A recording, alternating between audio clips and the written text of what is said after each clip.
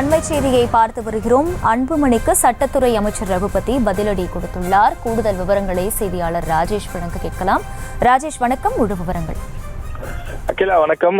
காலையில் பாமக தலைவர் அன்புமணி ராமதாஸ் வன்னியர்களுக்கான உள் இடஒதுக்கீடு தொடர்பாக ஒரு செய்தியாளர் சந்திப்பை நடத்தியிருந்தார்.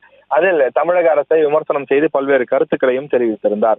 இந்த நிலையில் தமிழக சட்டத்துறை அமைச்சர் ரகுபதி அதற்கு நீண்டதொரு விளக்கத்தை கொடுத்திருக்கின்றார். குறிப்பாக பாமக தேர்தல் நேரத்தில் மட்டுமே இது போன்று வன்னியர் இடஒதுக்கீடு தொடர்பாக பேசுவதாகவும் தேர்தல் ஆதாயத்திற்காகவே இது போன்று பேசி வருவதாகவும் அவர் பதிலடி கொடுத்திருக்கின்றார்.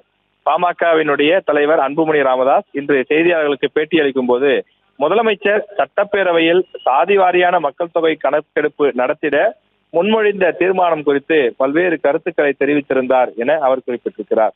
பீகாரில் இதுபோல எடுக்கப்பட்ட அந்த சாதிவாரி கணக்கெடுப்பு குறித்தோ அதை பாட்னா உயர்நீதிமன்றம் தடை செய்தது என்றோ தமிழக முதலமைச்சர் எதுவும் பேசவில்லை என்றும் இந்த தனி தீர்மானத்தை முன்மொழிந்து தமிழக முதலமைச்சர் சமூக நீதி குறித்தும் மக்கள் தொகை கணக்கெடுப்பு குறித்தும் சாதிவாரி கணக்கெடுப்பு குறித்தும் விரிவாக உரையாற்றினார் என்றும் சட்டத்துறை அமைச்சர் குறிப்பிட்டிருக்கின்றார்.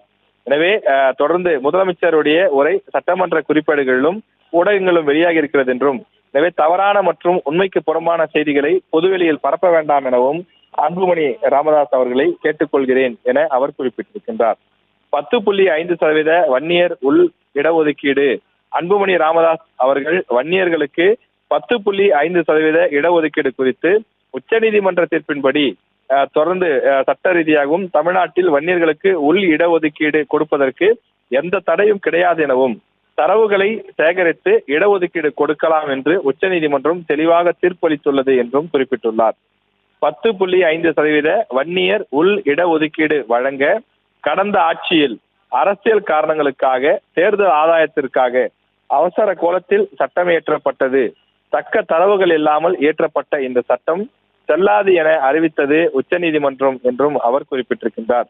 இப்படி பல்வேறு விஷயங்களை சுட்டிக்காட்டியிருக்கக்கூடிய சட்டத்துறை அமைச்சர் பொதுவெளியில் சிலர் தவறாக புரிந்து கொண்டுள்ளபடி 2008ஆம் ஆண்டுக்கான அந்த புள்ளி விவரங்கள் சேகரிக்கும் சட்டத்தின் கீழ் முழுமையான சாதிவாரி மக்கள் தொகை கணக்கெடுப்பு மேற்கொள்ள இயலாது, சர்வே மட்டுமே மேற்கொள்ள வழிவகை செய்யப்பட்டுள்ளது என்றும் பல்வேறு விஷயங்களை அவர் குறிப்பிட்டிருக்கின்றார்.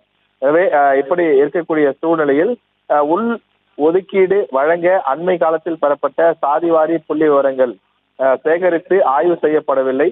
உள் ஒதுக்கீடு வழங்க காலங்கடந்த புள்ளி விவரங்கள் மட்டுமே அடிப்படையாக கொள்ளப்பட்டுள்ளது என்றும் அவர் குறிப்பிட்டிருக்கிறார். எனவே அரசியல் காரணங்களுக்காக தமிழ்நாட்டில் பொது தேர்தல் இடைத்தேர்தல் நடைபெறும் காலங்களில் மட்டும் 10.5% இடஒதுக்கீடு குறித்து பாமக பேசி வருவதாகவும் அது மக்களுக்கு குறிப்பாக மிகவும் பிற்படுத்தப்பட்ட மக்களுக்கு வன்னியர் சமுதாயத்தினருக்கு பயனுள்ளதாக அமைய இடஒதுக்கீடு குறித்து முழுமையாக ஆராய்ந்து நீதிமன்றங்களால் சட்டங்கள் ரத்து செய்யப்படாமல் நிலைத்து நிற்கும் வகையிலான சரியான வழிமுறைகளை பின்பற்றி செய்யப்பட வேண்டும் என்பதே தமிழக அரசின் நோக்கம் எனவும் சட்டத்துறை அமைச்சர் ரகுபதி தன்னுடைய அறிக்கையிலே குறிப்பிட்டிருக்கிறார்.